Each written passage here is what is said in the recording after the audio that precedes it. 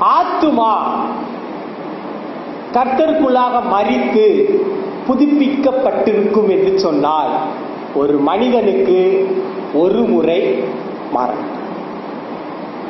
ஒரு மனிதனுக்கு ஒரு முறை மரணம்.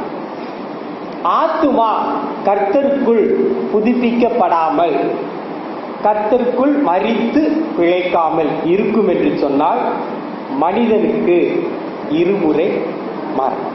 இரண்டாம் மரணம் எது? நரகம். இரண்டாம் மரணம் நரகம். கர்த்தருக்குள்ளாக சிலுவையிலே அறையப்பட்டிருக்கு. அதுதான் ஆத்தும மரணம்.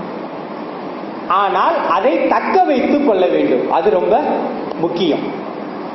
அதை நாம் தக்க வைத்துக் கொள்ளாமல் அதை நாம் அந்த அனுபவத்தை இழந்து போய் விடுவோம் என்று சொன்னால் நாம் என்ன செய்ய வேண்டியது இருக்கும்? இரண்டாவது மரணத்துக்கு நாம் பங்கு பெற வேண்டியது இருக்கும்.